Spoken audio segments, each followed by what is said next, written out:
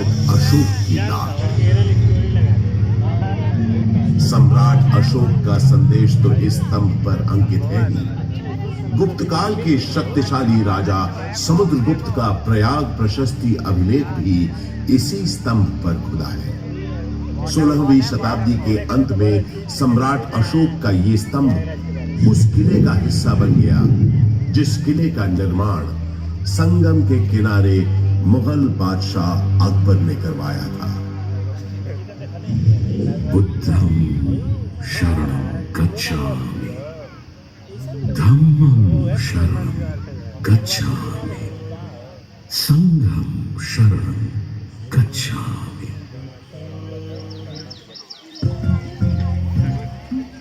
हजारों वर्ष पुराने इस प्रयाग नामक नगर के आध्यात्मिक और धार्मिक महत्व से बादशाह अकबर इतने प्रभावित हुए कि उन्होंने यहाँ एक नया शहर भी बसा दिया और उसका नाम रखा इलाहाबाद, जो वक्त के साथ साथ बन गया इलाहाबाद। अपनी भौगोलिक स्थिति, सुंदर आबोहवा और राजनीतिक महत्व की वजह से इलाहाबाद ब्रिटिश हुक्मरानों को भी बेहद पसंद आया और कुछ ही समय में ये शहर ब्रितानी हुकूमत का एक महत्वपूर्ण केंद्र बन गया।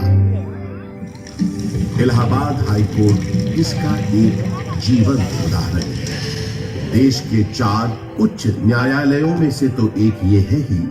इसके अलावा अनेक महत्वपूर्ण और ऐतिहासिक फैसले देने का श्रेय भी इस न्यायालय को जाता है। शिक्षा के प्रसार के लिए अंग्रेजों द्वारा बनाया गया इलाहाबाद विश्वविद्यालय इस शहर को उनका दूसरा महत्वपूर्ण योगदान था। इलाहाबाद विश्वविद्यालय की स्थापना 16 नवंबर 1887 को हुई। पूरब का ऑक्सफोर्ड कहे जाने वाले इस विश्वविद्यालय का शुरुआती नाम न्यूयॉर्क सेंट्रल कॉलेज था। यहाँ का विद्यानगरम हॉल और 7 खंडी मीनारें इतनी सुंदर और आकर्षक है कि आते जाते लोगों की निगाहें बरबस अपनी ओर खींच लेती है।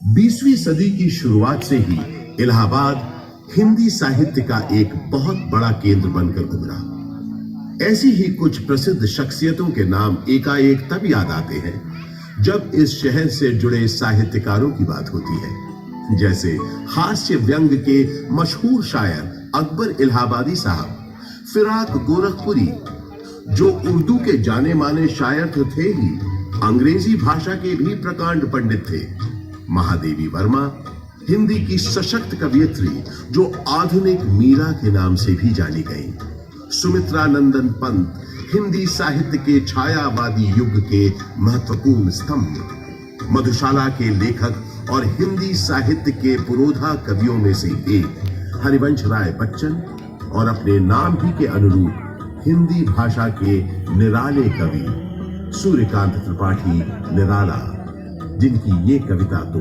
अद्भुत है। देखा मैंने उसे इलाहाबाद के पथ पर, वो तोड़ती पत्थर, चढ़ रही थी धूप गर्मियों के दिन, दिवा का तमतमाता रूप, उठी झुलसाती हुई लू, रुई जूं जलती हुई भू, गर्द चिंगी छा गई, प्राय हुई दोपहर। वो तोड़ती पत्थर देखा मैंने उसे इलाहाबाद के पथ पर, देखा मैंने उसे इलाहाबाद के पथ पर।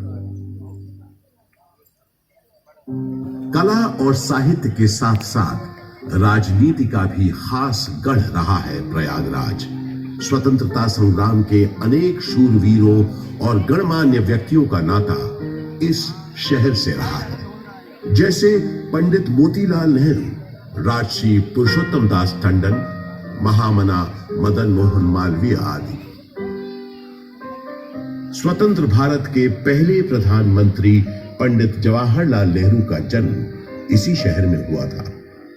उनका घर आनंद भवन स्वाधीनता संग्राम की गतिविधियों का एक बड़ा केंद्र था, जिसकी वजह से प्रयागराज भी आजादी की लड़ाई का एक महत्वपूर्ण हिस्सा बन गया। आजादी की बातें करें तो मुझे याद आता है सन 1857 का स्वाधीनता संग्राम, जिसका गवाह मैं खुद रहा हूं। अनेकों भीषण लड़ाइयां मैंने देखी। एक बार तो मुझे लगा था कि बस हमें विदेशी हुकूमत से छुटकारा मिल ही गया, लेकिन इसे बदकिस्मती कहें कि अंत में बाजी पलट गई। परंतु इन युद्ध की वजह से इलाहाबाद एक दिन के लिए ही सही भारत की राजधानी बना। वो दिन था 1 नवंबर 1858। उस दिन प्रयागराज के मिंटो पार्क में एक शाही दरबार लगा था, जिसमें लॉर्ड कैनिंग ने महारानी विक्टोरिया का महत्वपूर्ण घोषणा पत्र पढ़ा। आज 1 नवंबर 1858 के दिन से हिंदुस्तान में ईस्ट इंडिया कंपनी का राज खत्म होता है। अब से इंडिया में मलिका विक्टोरिया का राज होगा। ब्रिटिश ताज की हुकूमत होगी यहाँ। आगे बढ़े तो मुझे याद आता है अपने चारों ओर बाहें फैलाए ये विशाल पार्क, जिसके आंगन में खड़ा मैं आज आपको ये कहानी सुना रहा हूं। बात सन 1870 की है, जब एडिनबर्ग के ड्यूक एल्फ्रेड साहब इलाहाबाद आए थे। उन्होंने यहां आकर 133 एकड़ के इस बड़े से भूखंड पर एक विशाल पार्क का शिलान्यास किया था। उन्हीं के नाम पर तो इस पार्क का नाम पड़ा है एल्फ्रेड पार्क। ब्रितानवी हुक्मरानों ने इस पार्क के भीतर कई एक महत्वपूर्ण इमारतों का भी निर्माण करवाया। अब जैसे कि ये मशहूर गवर्नमेंट पब्लिक लाइब्रेरी। इलाहाबाद के उस जमाने के कमिश्नर फ्रांसिस ऑटवे मेन एक लाइब्रेरी बनवाना चाहते थे, जिसके लिए उन्होंने मशहूर आर्किटेक्ट रिचर्ड रॉस्किल बेन को बुलवाया और कहा, बेन, हमने तुमको बोला था ना, हमको एक लाइब्रेरी बनाने का है। I remember, sir.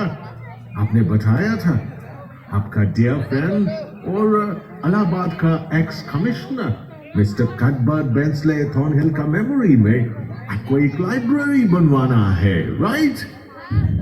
Yes, Thornhill खुद एक बहुत काबिल टाउन प्लानर था। आधा इलाहाबाद उसी ने प्लान किया है।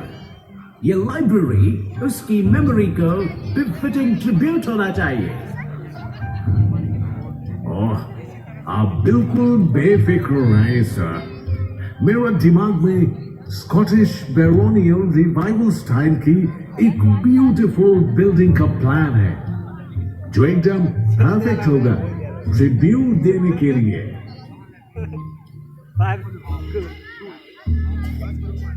वादे के मुताबिक श्रीमान बेन ने एक बहुत ही खूबसूरत इमारत बनाई, जिसे उस जमाने में थॉर्नहिल मेन मेमोरियल के नाम से जाना जाता था। और आज हम इस शानदार इमारत को गवर्नमेंट पब्लिक लाइब्रेरी के नाम से जानते हैं। यहाँ इस लाइब्रेरी में लगभग 1.25 लाख से भी ज्यादा किताबें और अन्य ऐतिहासिक दस्तावेज मौजूद हैं। पूरे उत्तर प्रदेश में सबसे बड़ी लाइब्रेरी यही है। विक्टोरिया मेमोरियल कोलकाता में है, ये तो सब जानते हैं, लेकिन उससे थोड़ा छोटा मगर बेहद सुंदर विक्टोरिया मेमोरियल यहां प्रयागराज में भी मौजूद है। ये बात बहुत कम लोग जानते हैं।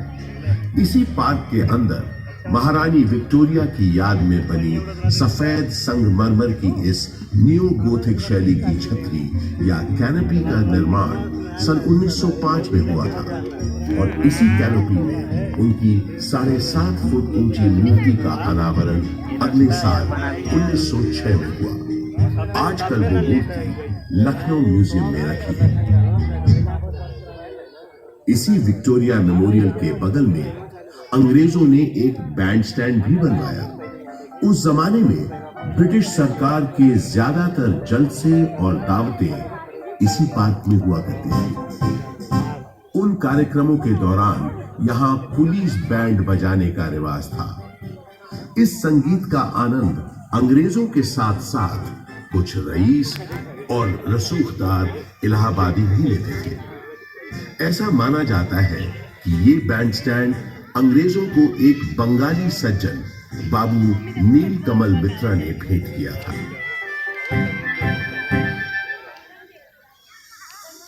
पंडित बृजमोहन व्यास और कुछ अन्य गणमान्य व्यक्तियों के प्रयासों से इलाहाबाद संग्रहालय की एक छोटे से स्तर पर शुरुआत सन 1931 में ही हो गई थी।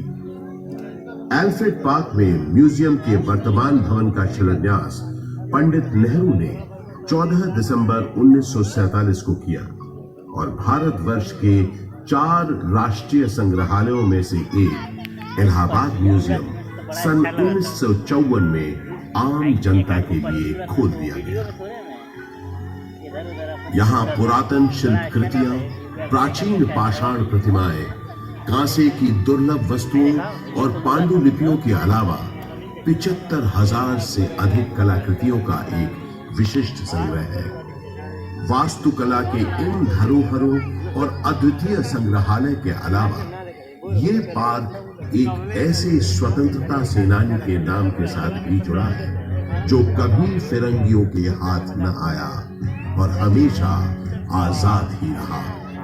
वो महान स्वतंत्रता सेनानी चंद्रशेखर आजाद। भारत के स्वतंत्रता संग्राम में इनका अभूतपूर्व योगदान रहा है।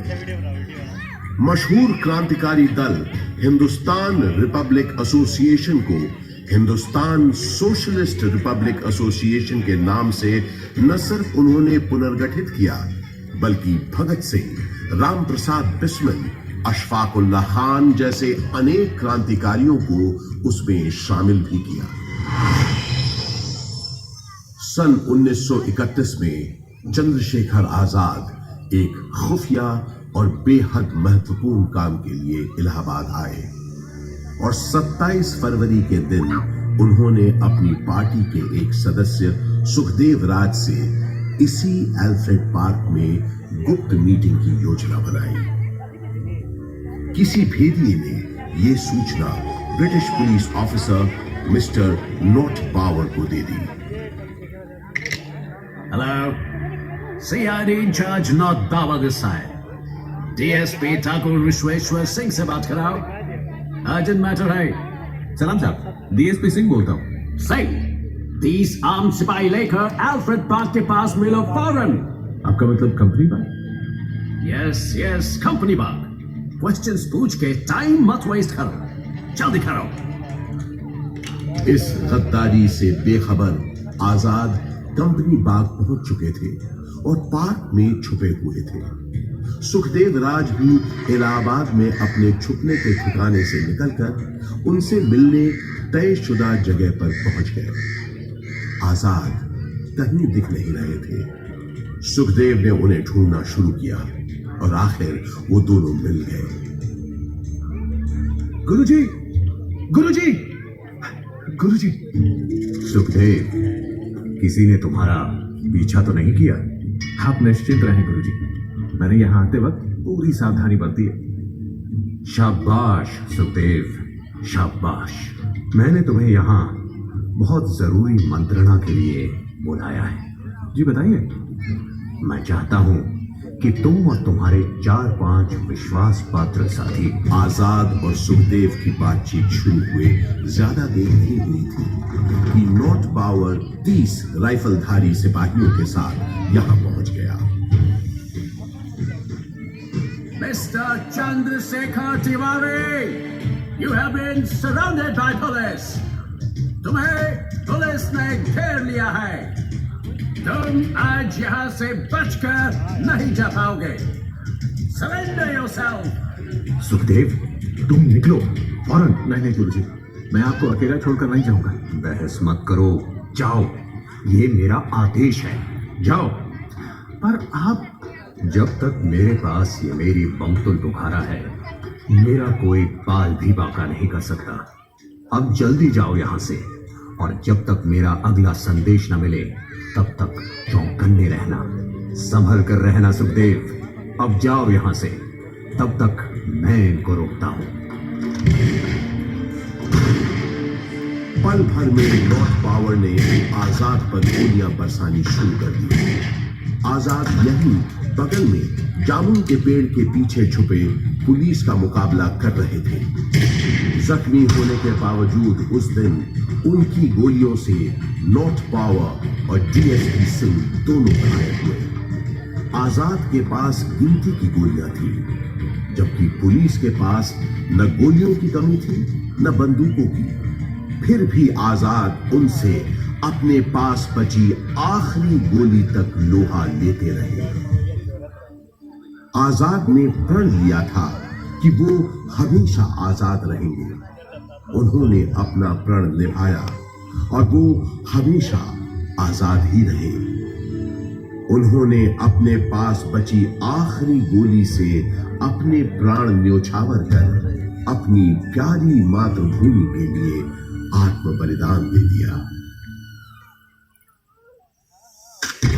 स्वतंत्र भारत का सपना अपने दिल में लिए वो शहीद तो हो गए, लेकिन हिम्मत और बहादुरी की मिसाल चंद्रशेखर आजाद हमारे दिलों में हमेशा के लिए अमर हो गए। आज हमारा भारत देश एक स्वतंत्र देश है, तो उसका श्रेय शहीद आजम चंद्रशेखर आजाद जैसे लोगों के उत्सर्ग को, उनकी शहादत को जाता है, जिन्होंने अपनी जान से भी ज्यादा प्यारी मातृभूमि के लिए हंसते हंसते अपने प्राणों की आहुति दी थी। आजाद अक्सर कहा करते थे, अंग्रेजों की गोलियों का हम सामना करेंगे। हम आजाद थे, आजाद हैं, आजाद ही रहेंगे।